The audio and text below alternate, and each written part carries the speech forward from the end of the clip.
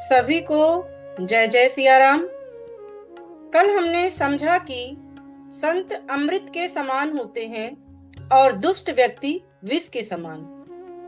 आज तुलसीदास जी हमें एक अत्यंत महत्वपूर्ण विषय समझाते हैं। संसार में गुण और दोष दोनों क्यों हैं? क्या हर वस्तु पूर्णतः अच्छी या बुरी होती है? और एक साधक को जीवन में क्या ग्रहण करना चाहिए और क्या त्याग देना चाहिए? आज की चौपाइयां हमें विवेक चयन और संतुलित दृष्टि की शिक्षा प्रदान करेंगी। खले अगे अगुण साधु गुण गाहा, उभय अपारि उदधि अवगाहा।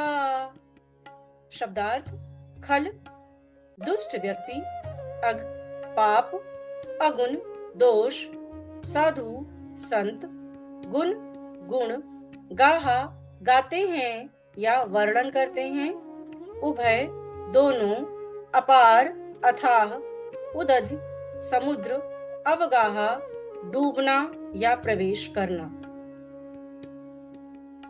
भावार्थ: दुष्ट लोग दोषों और पापों में डूबे रहते हैं, जबकि संत गुणों और सद्गुणों का चिंतन करते हैं।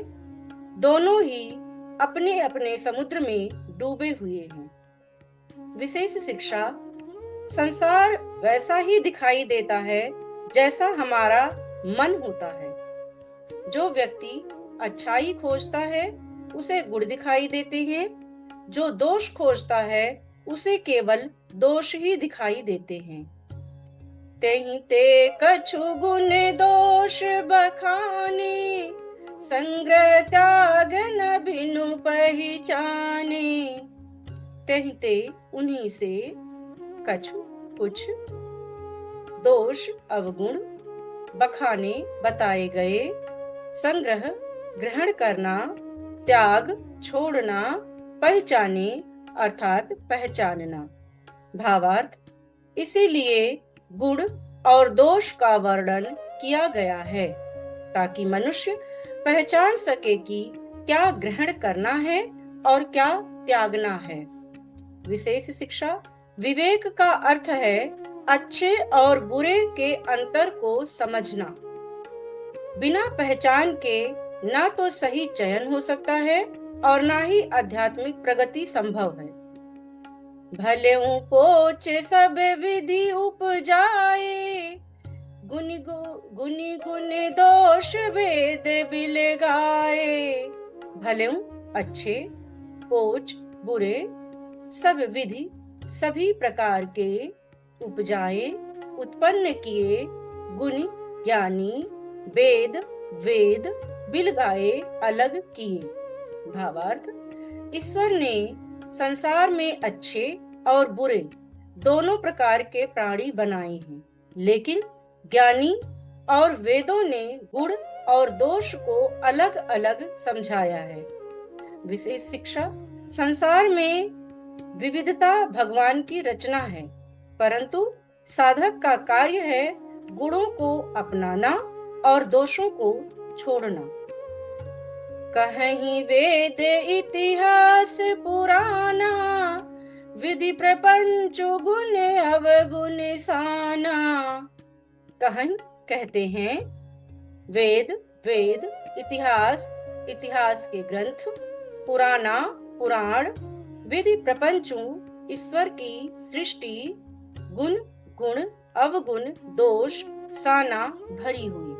भावार्थ: वेद इतिहास और पुराण सभी कहते हैं कि यह संसार गुण और अवगुण दोनों से भरा हुआ है।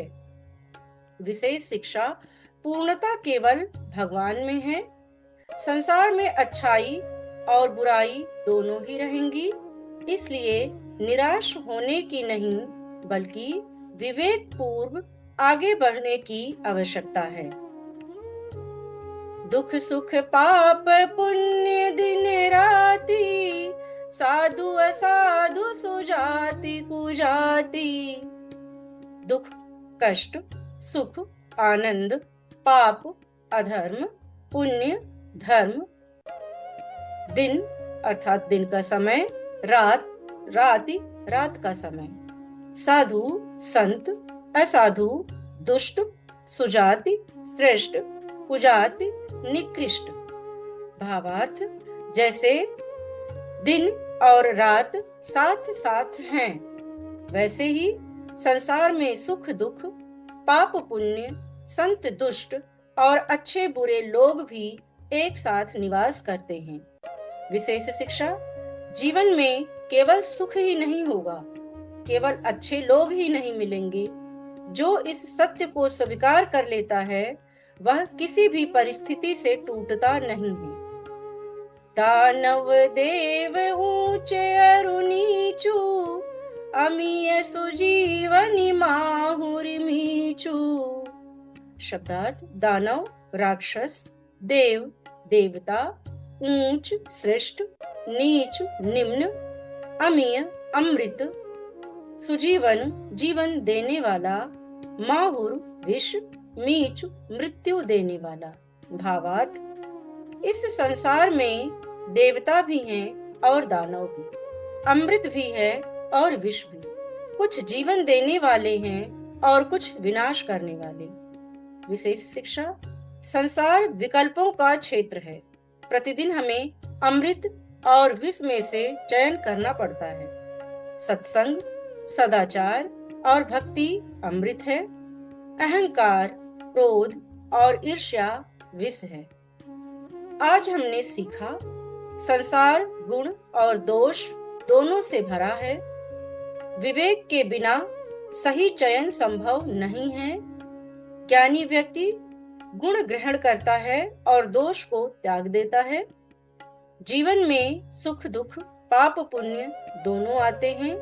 साधक का कार्य सही मार्ग को चुनना है। सबसे बड़ी शिक्षा है, विवेकवान व्यक्ति दोषों में नहीं उलझता बल्कि गुणों को ग्रहण करता है। तो आइए आज की साधना को हम यहीं विराम देते हैं।